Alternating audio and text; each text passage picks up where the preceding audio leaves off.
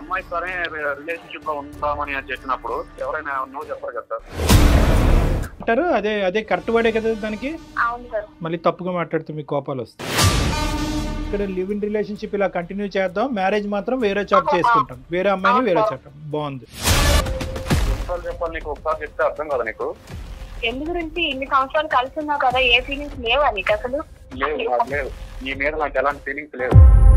మరి ఇష్టం లేనటువంటి అమ్మాయితో లివింగ్ రిలేషన్షిప్ ఏంటండి? కడుపులు చేయటాలు ఏంటండి? ప్రెగ్నెన్సీలు తీయించటాలు ఏంటండి? మరి దాన్ని ఏమంటారు? హలో సంతోష్, ఎక్కడ? నేను బయట ఉన్నా. చెప్పు. పెళ్లి విషయంలో నువ్వేం ఆలోచించావు? ఎన్నిసార్లు చెప్పాలి నీకు ఒకసారి చెప్తే అర్థం కదా నీకు. ఎందు గురించి ఇన్ని సంవత్సరాలు కలిసి ఉన్నావు కదా, ఏ ఫీలింగ్స్ లేవా నీకు అసలు? లేదు నీ మీద నాకు ఎలాంటి ఫీలింగ్స్ లేవు. ఎందుకు ఇంత సడన్ గా అలా అనిపించింది? ఇన్ని సంవత్సరాల నుంచి లేదు, ఒకేసారి నువ్వు అలా అలా ఎలా అన్నావు? సడన్ ఏం లేదు, నాకు ఫస్ట్ నుంచి అంతే. నువ్వే రిలేషన్షిప్ లో ఉన్నా కాబట్టి ఎక్స్పెక్ట్. నీ మీద నాకు ఎలాంటి ఫస్ట్ నుంచి ఎలాంటి ఫీలింగ్స్ లేవు. నీ ఆలోచన కూడా కనీసం నేను ఫస్ట్ నుంచి కూడా అంత పెట్టలేకపోయినా. లాస్ట్ లో నువ్వు ఒక్క మాట అన్నావు అంటే నేను అది ఏమనుకోవాలి అసలు? నిన్ను కనీసం ఇంత అనుమానం కూడా రాకుండా నాతో ఉన్నావు నువ్వు. ఉన్నా కరెక్టే, బట్ ఇప్పుడు నాకు నువ్వు నచ్చట్లేదు. ఎందుకో నీ మీద ఫీలింగ్స్ ఎలాంటి ఫీలింగ్స్ లేవు. ఫీలింగ్స్ లేకుండా పెళ్లి చేసుకోవడానికి కరెక్ట్ కాదు కదా. నీ ఫీలింగ్స్ లేదు పెళ్లి చేసుకోవడానికి అంటే మరి ఇన్ని రోజులు నాతో ఎలా ఉన్నావు? కలిసి ఉన్నావు, నేను ప్రెగ్నెన్సీ అయ్యాను, ఇలా తీసుకున్నాను, మరి ఏది కనీసం ఒక మూలాకైనా నీకు కనీసం ఉండాలి కదా ఫీలింగ్. రీజన్ ఏంటి అసలు? మన రిలేషన్షిప్ లోకి వెళ్ళే ముందు ఎప్పుడైనా నేను పెళ్లి చేసుకుంటాను చెప్పాను, చెప్పలేదు కదా. నువ్వు చెప్తావు చెప్పలేదు. ఎప్పటికైనా ఉంటామని అనే ఒక ఆలోచనతోనే కదా ఉన్నాం. అది నీ పర్సనల్ ఒపీనియన్. నా ఒపీనియన్ నేను చెప్పలేదు కదా నీకు ఎప్పుడు. నువ్వు చెప్పలేదనంటే నేనే మోసపోయానా నిన్ను నమ్మి? అది నువ్వు ఆలోచించుకోవాలి. సరే అయితే ఇక నువ్వు ఇలా మాట్లాడుతున్నావు కదా, నేను సుమన్ టీవీకి సంబంధించి మెయిల్ చేశాను. సార్ లైన్ లో ఉన్నారు, మేడం ఉన్నారు, ఒకసారి నువ్వు మాట్లాడు. నువ్వు ఎవరితో చెప్పించినా ఎంతమందితో చెప్పించినా నేనైతే నిన్ను చేసుకోవాలని చెప్పేసి నీకు స్ట్రైట్ ఫార్వర్డ్ ఆ రోజు చెప్పేశాను. నువ్వు ఎవరితో మాట్లాడి నేను చేసుకోను. సంతోష్ గారు నమస్తే అండి. నా పేరు డాక్టర్ కళ్యాణ్ చక్రవర్తి. నాతో పాటు జయ గారు ఉన్నారు. మేము సుమన్ టీవీ అందమైన జీవితం నుంచి మాట్లాడుతున్నాం. ఇప్పుడు దీనికి మీరు ఏమంటారు సంతు గారు? అంటే మీరు ఇప్పుడు వరకు జరిగిన మీ ప్రయాణం ఏంటి? ఇప్పుడు వరకు మీ ఇద్దరి మధ్య జరిగిన సంభాషణ విన్నాము. ఇష్టం లేదు, నాకు కష్టము, ఇష్టం లేనటువంటి అమ్మాయితో పెళ్లి ఏంటి అని అన్నారు. మరి ఇష్టం లేనటువంటి అమ్మాయితో లివింగ్ రిలేషన్షిప్ ఏంటండి? కడుపులు చేయటాలు ఏంటండి? ప్రెగ్నెన్సీలు తీయించటాలు ఏంటండి? మరి దాన్ని ఏమంటారు?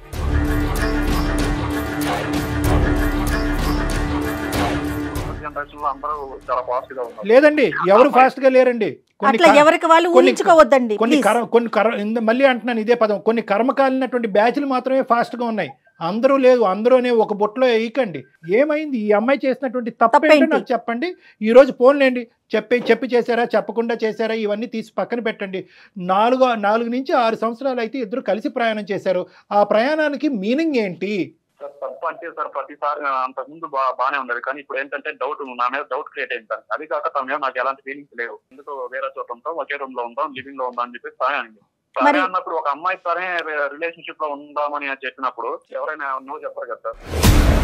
అదే అడ్వాంటేజ్ తీసుకుంటారంటారు దాన్ని ఏంటంటే కనుక దాన్ని అడ్వాంటేజ్ తీసుకోవటం. ఆ అమ్మాయి ముందుకు వచ్చింది కాబట్టి ఇంక బొట్లో వేసేద్దాము, తర్వాత సంగతి తర్వాత చూద్దాం అని చెప్పి మీకు ఒక తప్పుడు నిర్ణయం వచ్చింది, తప్పుడు ఆలోచన వచ్చింది. మీ ప్రయాణం ఆ విధంగా ఆ సంతోషానికి, ఆ సుఖానికి, ఆ సుఖం ఏం సుఖం అనేది నేను చెప్పను కానీ ఆ సుఖానికి వినియోగించుకున్నారు. ఇప్పుడు ఒక కొత్త టేస్ట్ వచ్చింది మీ జీవితంలో. ఇంకో అమ్మాయి ఎవరో తగిలిందని ఆ అమ్మాయి చెప్తుంది. ఉన్నారండి ఎవరైనా? మ్యూచువల్ ఫ్రెండ్ ఒక అమ్మాయి ఉంది, అక్కడే వేసారు మొత్తానికి.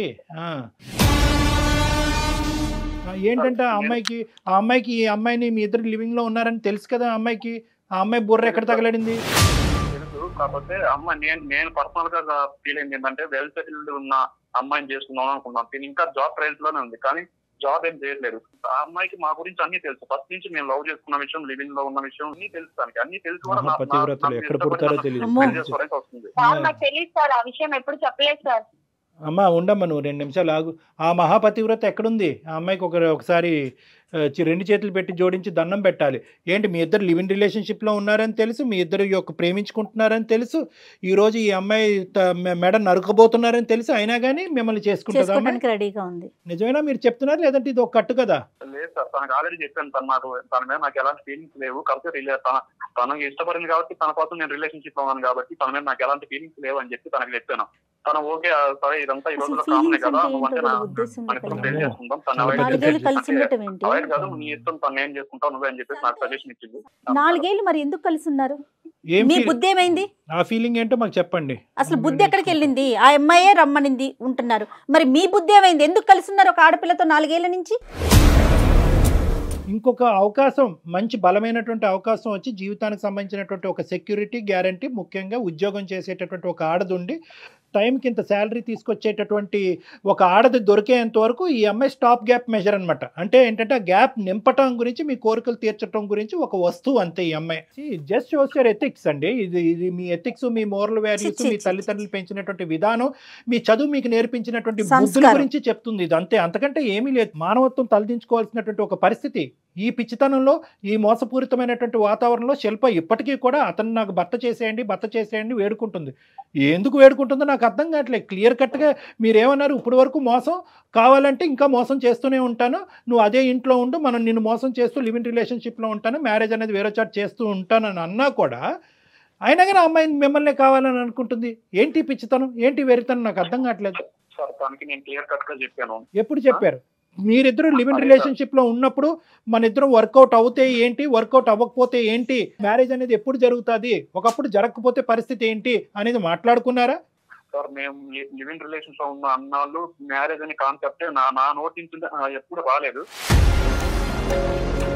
ఇష్టమైన రోజులు ఉండి ఆ తర్వాత ఎవరికి వాళ్ళు క్విట్ అవుదామని అనుకున్నారా? పోనీ అది కూడా అనుకోలేదు, మ్యారేజ్ ప్రస్తావన రాలేదు, బట్ ఇలా ఉందామని చెప్పేసి ఇది కూడా రాలేదు. Right. కానీ తనకేంటంటే తనకు ఆప్షన్ ఇచ్చాను, నువ్వు నీ మీద నాకు ఎలాంటి ఫీలింగ్స్ లేవు, నేను వేరే వాళ్ళని చూస్తున్నాను. ఏమండి, ఇక్కడ ఏంటంటే మీకున్న పెద్ద అడ్వాంటేజ్, ఆ అమ్మాయికి ఉన్న పెద్ద పిచ్చితనం, డిసడ్వాంటేజ్ ఏంటో తెలుసా?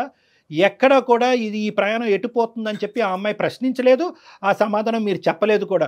ఆ అమ్మాయి అడిగింది అనుకో, ఏమయ్యా 1 year అయింది, ఏమయ్యా 2 years అయింది, ఏమయ్యా స్టార్ట్ అవ్వబోతుంది, ఫ్యూచర్లో ఇది బెడిసి కొడితే కనుక నా పరిస్థితి ఏంటో ఒక ఆడదానికి అటు అమ్మ నాన్నకు కూడా చెప్పలేదు నా పరిస్థితి ఏంటని ఒక్క ప్రశ్న అడుగుంటే కనుక బహుశా ఆ అమ్మాయికి సరైన సమాధానం అప్పుడే దొరుకుండేది, ఎవరి దారి వాళ్ళు చూసుకుని ఉండేవాళ్ళు. ఆ అమ్మాయి ఎందుకు అడగలేదు అనేది కూడా నాకు అర్థం అవుతుంది. ఎందుకు అడగలేదు అంటే కనుక, ఏ స్థాయిలో మిమ్మల్ని గుడ్డిగా అమ్మాయి ప్రేమించేసిందంటే కనుక, ఏ మూల నుంచి అన్నా నో అనేది వస్తే కనుక ఈ రిలేషన్షిప్ ఏమైపోద్ది అనే భయంతో ఆ అమ్మాయి కళ్ళు మూసుకుని మీరిద్దరూ చట్టపట్టలు వేసుకుని ప్రయాణం చేసేసారు. అదే ఇక్కడ జరిగింది. ఆ అమ్మాయి అడగలేదు కాబట్టి మీరు చెప్పలేదు. సో మీ యొక్క ప్రయాణానికి ఎటువంటి డెఫినేషను లేదు. గట్టిగా తుమ్మితే ఊడిపోయే ముక్క అనమాట ఇది, అంతే కదండి? సార్ అలానే కాదు సార్, తను రిలేషన్ లో ఉందని రాదు, తనకి ఏ ప్రాబ్లం రాకుండానే చూసుకున్నాం. తన్నే అడిగింది, తనకే తెలుసు. కానీ ఇప్పుడు సడన్ గా ఎందుకంటే తన మీద నాకు ఎందుకో అంటే సడన్ గా కాదులేండి, మీరు జోకులు వేయకండి. సడన్ గా ఏంటండి, దేనికండి సడన్ గా? మీరు మొదటి నుంచి ఆ అమ్మాయి పక్కన ఉన్నంతసేపు ఈ అమ్మాయిని కానీ మేనేజ్ చేసుకున్నారు, ఇంకో పక్క నుంచి వేరే ట్రయల్స్ లో ఉన్నారు. మీ ఇద్దరు కలిపి సోకాల్డ్ మ్యూచువల్ ఫ్రెండ్. ఆ అమ్మాయి ఏమొచ్చి ఈ అమ్మాయికి వెన్నుపోటు పొడిచి మీతో రెడీ అయిపోతుంది. ఆ అమ్మాయి జాగ్రత్త అండి, ఆ అమ్మాయి ఎంతమందితో పొడిచిందో మీకు తెలీదు. తనే పొరవచ్చు సార్, తనకి నా గురించి అన్ని తెలుసు కదా, తన గురించి నాకు అన్నీ తెలుసు. మీ గురించి ఏం తెలుసు అండి? మీ గురించి ఏం తెలుసు? ఇప్పుడు నేను వ్యంగ్యంగా మాట్లాడితే మీకు ఎక్కడో గుచ్చుకుంటుంది నేను మాట్లాడటం మొదలు పెడితే కనుక. కాదు, ఎందుకంటే నేను మీ మీద అరిచి, మీ మీద తట్టి, మీకు ఆలోచన లేదా, మీకు మానవత్వం లేదా, ఇలాంటి పెద్ద పెద్ద పదాలు మీకు అన్నా కూడా మీకు తట్టదు, తాకదు. ఎందుకంటే 4 సంవత్సరాల పాటు జరిగినటువంటి ప్రయాణాన్ని ఏమంటారో కూడా తెలియకుండా ఇలా చేతులు దులుపుకుని మీరు బయటకు వెళ్ళిపోవడానికి రెడీగా ఉన్నారు. మీకు నేనేం కౌన్సిలింగ్ చేస్తాను, మీకేం బుద్ధి చెప్తాను. అక్కడ ఆ పిచ్చమ్మాయి ఎవరైతే శిల్ప ఉందో, దయచేసి నీకమ్మా ఈ పదాలు ఈ విధంగా ఇతనితో మాట్లాడుతున్నాను అనేది అతను కౌన్సిలింగ్ చేయటం, అతనికి బుద్ధి చెప్పడం గురించి కాదు. నేను మాట్లాడేటటువంటి ప్రతి పదంలో ఒక ఆలోచన ఉంది, ఒక విధమైనటువంటి భవిష్యత్తు గురించి, ఒక భయానికి సంబంధించినటువంటి ఒక అంశం ఉంది. నీ భవిష్యత్తు చూసి నువ్వు భయపడాలి. ఇక్కడితో ఈ పీడ విరగడైపోయిందని చెప్పి అతను నీకు దండం పెట్టడం కాదు, నువ్వు అతనికి దండం పెట్టి వెళ్ళిపోవాలి. వింటున్నావా శిల్ప? నువ్వు అతను ఇలా మాట్లాడుతున్నా కూడా నువ్వు స్పందించకపోతే ఎట్లాగమ్మా? ఎంత ఘోరంగా మాట్లాడుతున్నాడు అతను, ఏ విధంగా వాడుకుంటున్నాడు నిన్ను. ఒక టిష్యూ పేపర్ కింద, ఒక వాడేసినటువంటి ఒక వాటర్ బాటిల్ కింద, అవసరం లేనటువంటి ఒక బిస్కెట్ ప్యాకెట్ లా ట్రీట్ చేస్తున్నాడు. సిగ్గులేదా నీకు? నేను తన మీద కూడా ఏం చెప్పకుండా ఇప్పటికి ఇలా ఉన్నానంటే తన మీద ఇష్టంతో ఉన్నందుకైనా దాని ఇష్టం అనరమ్మా, ఇష్టానికి కూడా ఒక లిమిట్ ఉంటుంది. అమ్మా ఇక్కడ ఆ పదాలు వాడద్దు. ఇష్టం, ప్రేమలు, బంధాలు, పెళ్ళిళ్ళు అలాంటి వాటికి అటువంటి పదాలకి ఈ 4 సంవత్సరాల పాటు మీలో జరిగినటువంటి ప్రయాణానికి ఎటువంటి మీనింగ్ లేదు. సంతోష్ నువ్వు ఏం ఆలోచిస్తున్నావు సంతోష్? ఇంతమంది ఇంతలా చెప్తున్నారంటే అది నీకు సంబంధించి నాకు సంబంధించి నీకేం తెలియడం లేదా సంతోష్? లివింగ్ రిలేషన్షిప్ మైండ్ ఇదేంటి, కొంతకాలం బ్రేక్ చేస్తాం, నచ్చితే చేసుకుంటాం, లేదంటే లేదు. ఫుల్ క్లారిటీ ఉంది. నాతో నీకు బోర్ కొట్టింది, నీకు నచ్చింది, నచ్చలేదని మాట్లాడితే రేపటి రోజు నీకు వచ్చే కట్టుకున్న భార్య ఇలానే ఉంటదంటే ఇంకో అమ్మాయి దగ్గరికి అలానే వెళ్ళిపోతావా? వేరే విషయంలో అవన్నీ కాదు శిల్ప, అవన్నీ కాదు. అతను ఒక ప్రశ్న అడిగాడు, లివింగ్ రిలేషన్షిప్ అంటే కనుక అన్ని సానుకూలంగా ఉంటే కనుక పెళ్లి చేసుకుంటాం, లేదంటే ఎవరి దారి వాళ్ళే చూసుకుంటాం. ఇది ఎప్పుడు అనుకోవాలి? మీరు ప్రేమ అనే పదం మొదలు పెట్టినప్పుడు, లివింగ్ రిలేషన్షిప్ అనేది మొదలు పెట్టినప్పుడు అప్పుడు రావాల్సినటువంటి ఆలోచన. ఈ మాట అనుకున్నారా? తను తీసుకురాలేదు, నేను చెప్పలేదు. నేను ఈ పాయింట్ అడుగుతున్నాను కానీ తనకు లేదు. ఆమె చెప్పలేదు, నువ్వు అడగలేదు. రెండు కరెక్ట్ మాత్రం రాదమ్మా. ఒక 23-24 ఏళ్ళలో ఒక ఆడపిల్లకి సమాజంలో ఉన్నావు, ఉద్యోగాలు చేస్తున్నావు, చదువుకున్నావు. ఒకప్పుడు ఇది బెడిసి కొడితే ఏమవుతుందని మినిమం క్వశ్చన్ ప్రశ్నించాలనే ఆలోచన నీకు రాలేదా ఇన్ని సంవత్సరాల్లో? నమ్మలేకపోతున్నానమ్మా నేను. సరే, ఇప్పుడున్న పరిస్థితి ఇది శిల్ప. అతనితో ఆర్గ్యుమెంట్ చేసుకోవడం వేస్ట్. అతని వ్యక్తిత్వం ఏంటన్నది అర్థం కళ్ళ కంటినట్టు కనిపిస్తుంది నీకు. మేము కూడా దీన్ని సమర్థించట్లేదు. అతనికి నీకు సూటబుల్ క్యారెక్టర్ కాదు. నీ జీవితం నాశనం నుంచి సర్వనాశనం చేసుకోవద్దు, మీ తల్లిదండ్రుల యొక్క గొంతుకులు కొయ్యొద్దు అనేటటువంటిది నా విన్నపం, నా ఆలోచన, నా మనవి. ఇంకేమనుకుంటావో అది అనుకో. అయినా కానీ లేదు సార్ నాకు అతనే కావాలి అంటే కనుక ఇంకెక్కడికన్నా పోయి ఎవరన్నా ఇది పంచాయతీ చేసి మీడియేషన్ చేస్తారేమో చేయగానే మేము సమర్థించాం, ఇది కరెక్ట్ అని మేము చెప్పలేం, నీ తరపున మేము వాదించలేం. ప్లీజ్ ఇప్పటికైనా బుద్ధి తెచ్చుకో అమ్మా. నీ బంగారు భవిష్యత్తు గురించి ఆలోచించుకుంటూ ఏదో గుడ్డిగా మా అమ్మాయి అక్కడ ఉండి ఏదో కష్టపడిపోతుంది, 4 డబ్బులు సంపాదిస్తుంది అని చెప్పి కళ్ళగానేటటువంటి మీ తల్లిదండ్రుల స్థానంలో నిలబడి ఒక తండ్రిగా నేను చెప్తున్నాను, నీకు అర్థం అయితే తొందరగా అర్థం చేసుకుని బయటపడు ఈ బురదగుంటలో. నువ్వు చెప్తాలేవయ్యా, నీకు మాట్లాడటానికి హక్కు కూడా లేదు. నువ్వు మాట్లాడక కాదు, నువ్వు ఇది వద్దు అది వద్దు, నీ ఇష్టం వచ్చి నీ లైఫ్ నువ్వు ఏదైనా వాళ్ళ పేరెంట్స్ ని ఇన్వాల్వ్ చేస్తే అప్పుడు పెడతారు నీకు ఎక్కడ పెట్టాలో అక్కడ.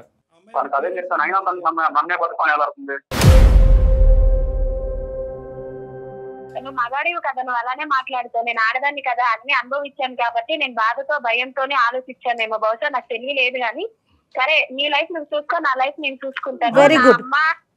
నా తెలివితేటలు ఎంత అన్నది నాకు చెప్తున్నాడు కాబట్టి ఈ వ్యక్తిని ఊరికనే మనం వదలకూడదు. నీ నెంబర్ మేము తీసుకుంటాము, ఈ వ్యక్తి మీద 420 కేసు అనేటటువంటిది పెడదాము. ఇప్పుడైనటువంటి ఈ వాయిస్ రికార్డింగ్ అంతా కూడా నీకు సాక్ష్యాధారం కింద వాడుతుంది. ఎందుకంటే ఇటువంటి వ్యక్తి ఇంకా నిన్ను కాకుండా ఎంతమందిని రానున్న రోజుల్లో మోసం చేస్తాడో వెనకతలు ఆల్రెడీ రెడీగా ఇంకో పిచ్చిది. ఆ అమ్మాయిని మోసం చేయొచ్చు, ఇంకో 10 మంది అమ్మాయిలను మోసం చేయొచ్చు. కాబట్టి ఇటువంటి వ్యక్తి యొక్క ఆట ఇమ్మీడియట్గా మనం కట్టడి చేయాలి. దానికి నీ యొక్క తోడ్పాటు సహాయం ఇంపార్టెంట్ అమ్మా. ఏదో ఇక్కడతో అయిపోయిందని చెప్పి నీ దారి నువ్వు చూసుకోవద్దు. నువ్వు రా, నీతో పాటు మేము హెల్ప్ చేస్తాం. అతని మీద ఒక కేసు కూడా ఫైల్ చేద్దాం. ఓకేనమ్మా? Okay, right. ధైర్యంగా ఉండమ్మా, ధైర్యంగా ఉండు అమ్మా. ఇక్కడ 2 పనులు మనం చేసాం జయ గారు. ఒకటి, ఆ అమ్మాయిలో ఉండే మత్తు వదిల్చాం, ఒక భయంకరమైనటువంటి పిచ్చి మత్తు వదిల్చాం. రెండోది ఏంటంటే కనుక మన సుమన్ టీవీ అందమైన జీవితం ద్వారా మనకి ఇంకా పెద్ద బాధ్యత ఉంది. ఎందుకంటే ఈ వ్యక్తి ఇంత కర్కోటకంగా వ్యవహరించి అసలు ఆ ప్రయాణానికి డెఫినేషన్ ఏమంటున్నాడు, ఫీలింగే లేదు అనేటటువంటి డిఫైన్ చేసేటటువంటి వాళ్ళు ఎంతమంది అమాయకమైనటువంటి ఆడపిల్లలను వాడుకోవచ్చు, రోడ్డుని పడేయచ్చు. అందులో కొంతమంది అమ్మాయిలు సూసైడ్ చేసుకోవచ్చు, వాళ్ళ తల్లిదండ్రులు కూడా సూసైడ్ చేసుకునేటటువంటి ఎక్కడికైనా వెళ్ళొచ్చు. సో మనం ఏంటంటే కేవలం ఈ అమ్మాయి యొక్క ఇష్యూని ఒక్కటి రిజాల్వ్ చేయటమే కాకుండా వాడికి బుద్ధి చెప్పేటటువంటి కార్యక్రమాన్ని కూడా మనం కంకణం కట్టుకోవాలి. తప్పకుండా కళ్యాణ్ గారు, తప్పకుండా. రైట్ జయ.